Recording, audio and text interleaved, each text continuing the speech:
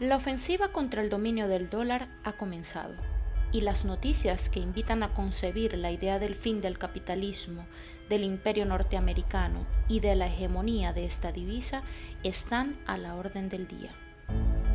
Todos empiezan a insinuar desde las redes sociales que el yuan chino sustituirá al dólar, mientras un grupo ideológico se regocija en la idea de la debacle norteamericana. Otros nos preguntamos, ¿realmente es beneficioso un mundo sin dólares y con un sistema financiero diferente? El sueño de ver el fin del imperio estadounidense parece tener larga data, pero durante todos estos años no parece ser más que eso, un simple sueño que no se cumple. Pero, ¿es posible que esta vez sea diferente? ¿Qué hace que sea diferente? ¿Por qué tanto auge en los medios de comunicación respecto de este tema? Algunos hablan de forma superficial y otros un poco más al detalle. ¿Qué fuerzas hay detrás de todo esto? Hoy, en Espacio Republicano, daremos la buena batalla cultural en pro de la realidad y no del optimismo ideológico.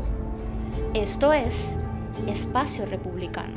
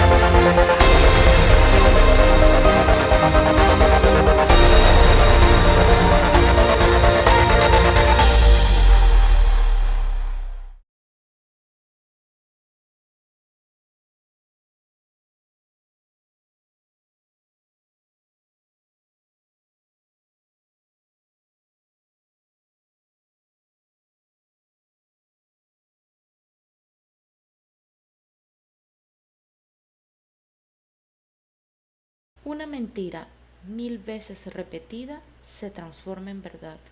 Joseph Goebbels, ministro de propaganda de la Alemania nazi.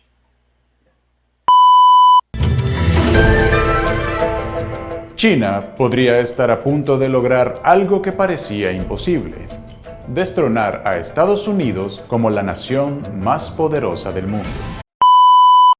¿Por qué se dice que puede tambalear el yuan a Estados Unidos? Porque el yuan es una moneda que está respaldada en oro. China fue en el 2022 el país que más oro compró después de varios empresarios de Medio Oriente. Tenemos una potencia imperial en decadencia, una potencia imperial agonizando, y ante eso surgen nuevas iniciativas de integración regional, de integración de nuevos bloques de poder económico, financiero y político. Hablo de Estados Unidos específicamente. Ha demostrado su incapacidad de liderazgo regional, su incapacidad de liderazgo global, su incapacidad para regular y mejorar las condiciones de vida de la gente como tal. En este último escenario entra China, el gigante asiático que se ha abierto un importante camino en el comercio mundial y en sus relaciones de cooperación con diversas naciones. La acelerada expansión comercial china por casi todo el planeta y su capacidad financiera la ubican como un destacado socio comercial crediticio y de inversión para las nuevas economías emergentes. ¿China puede desplazar a Estados Unidos? Bueno, eso también es una narrativa. Los datos a mí me dicen otra cosa. Incluso el informe mostrado el 15 de julio del 2022 habla claramente que el crecimiento chino se contrajo a tal magnitud que creció a 0,4%, 0,4% respecto al mismo trimestre del año anterior. El objetivo del crecimiento chino era de 5,5%. El desempleo juvenil en China es del 20%. Las ventas de comercio minoristas están en negativo. Los precios de las viviendas, el cual es un recurso de aval bancario más importante, está cayendo estrepitosamente desde la mitad del año 2021 hasta nuestro día. los números muestran que China está presentando una fuga de capitales abrumadoras y muy parecida a la que ocurrió en el año 2015 y el año 2016. Las empresas principales de China, Didi, Alibaba, entre otras, Evergrande. Pero vamos a enfocarnos en lo que es el comercio electrónico.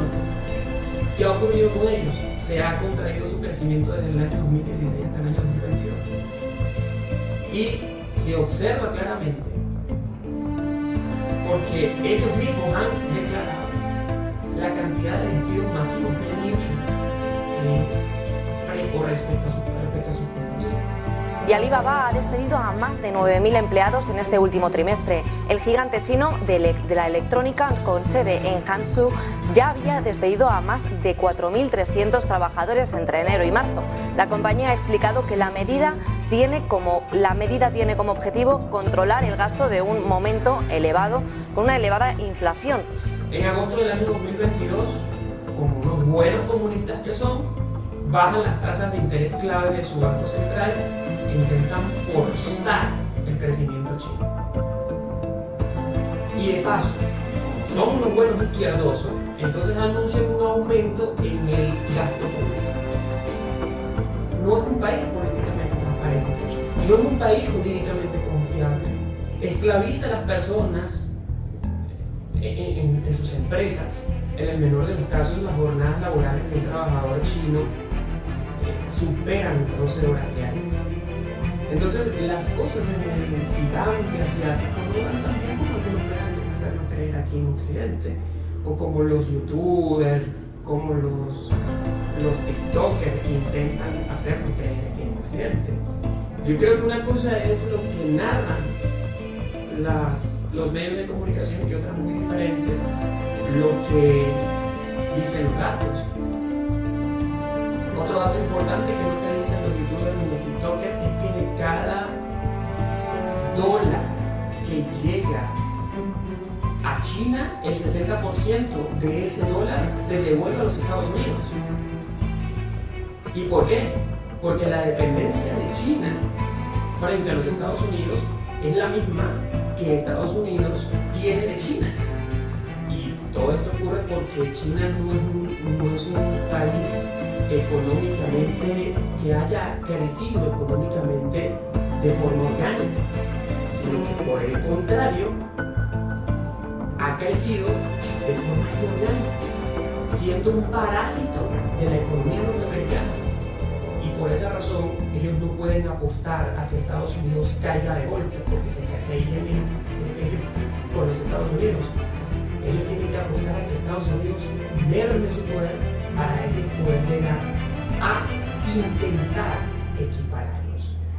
Pero realmente, si una economía no crece genuinamente, no crece orgánicamente, no crece porque verdaderamente ellos tengan capacidad creativa o capacidad productiva, o mientras no crezca porque genere verdaderamente confianza en su sistema judicial, en su sistema político, en su sistema monetario, entonces igual podrá crecer de vez en cuando, pero igual el destino de la economía china va a seguir siendo la misma. Pero el PIB de China no ha dejado de crecer. Sí, pero no de forma orgánica. El PIB es una medida de lo que ha producido un país en un periodo de tiempo, usualmente es un año. En China, este indicador determina exactamente lo mismo, pero lo establece políticamente el Partido Comunista. Es decir, el gobierno fija un objetivo de crecimiento y luego impulsa el sector público y el sector privado a que deben sí o sí lograr ese objetivo, aunque la demanda no acompañe esas exigencias. Entonces, como lo hacen a través de la planificación central, cuando ellos ven que el objetivo no se puede lograr, entonces ellos empiezan, buenos políticos de izquierda, a inventarse medidas de maquillaje para conseguir mostrar un final, un resultado que en esencia no es genuino. Te voy a poner un ejemplo. Los bancos, que de paso todos son públicos, todos son controlados por el Partido Comunista. ¿Qué empiezan a hacer los bancos en ese momento? Los bancos empiezan a financiar con créditos a cualquiera. No importa si son dignos de crédito, si no son dignos de crédito, si el proyecto vale la pena o no vale la pena, si el proyecto es importante para la civilización, para la sociedad china. No importa. Lo importante es entregar el crédito. Además, el gobierno chino empieza a construir infraestructura que nadie necesita, que el mercado no necesita, que la gente no necesita, que ellos mismos no necesitan. Solamente solicita la creación de una infraestructura, de un edificio, de unos apartamentos, solamente por tenerlo. Y solamente por la orden dada desde el gobierno o desde el principal comité del Partido Comunista. Entonces, como nadie necesita la infraestructura y como el gobierno no necesita la infraestructura, pues al final termina estando toda esta infraestructura abandonada. Pero hay que cumplir la meta.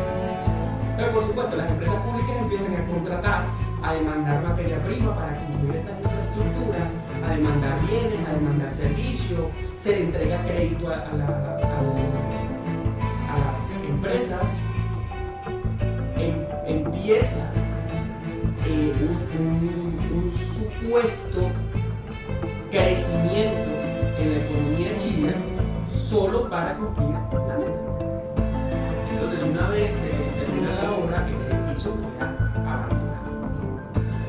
Por eso existen algo que se llama en China los gigantes azules.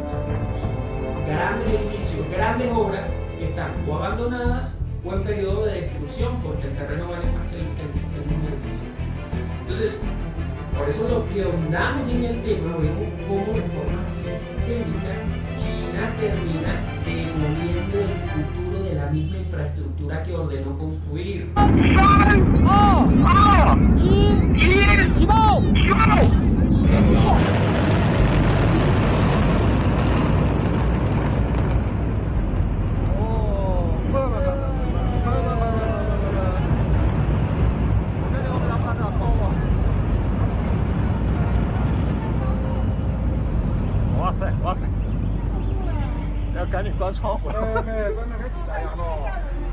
Que China crecía al 12, 13, 14% anual, se construyeron muchas más viviendas de las que había para las cuales había mercado. Porque el crédito era muy barato, porque las empresas se podían endeudar sin problema y construían. Se han construido ciudades enteras. En determinado momento la burbuja estalló. Las empresas estaban endeudadas, no tenían ya posibilidad de seguir tomando crédito y se habían quedado sin los recursos para poder seguir construyendo. Ya no había consumidores dispuestos a comprar vivienda y quedaron todos estos elefantes blancos.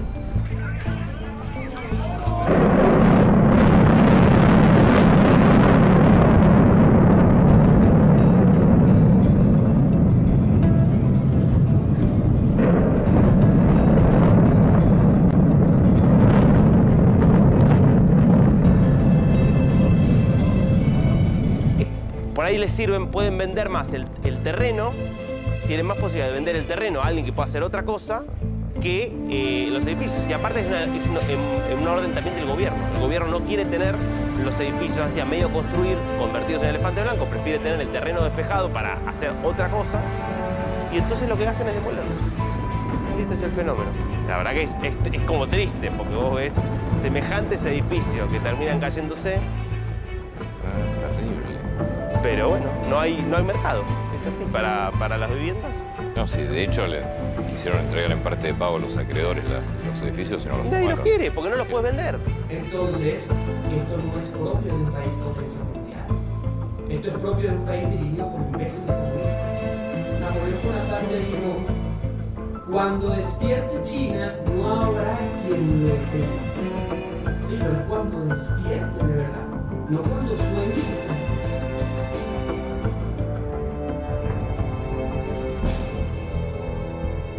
De los medios de comunicación es vender perspectiva. es vender ángulos de opinión. Es más probable que el dólar pueda ser sustituido a largo plazo por una segunda moneda emitida por la misma Reserva Federal que creer que el renminbi chino va a desplazar el dólar. El Foro Económico Mundial, que ya no es un foro económico, ahora es un foro ideológico.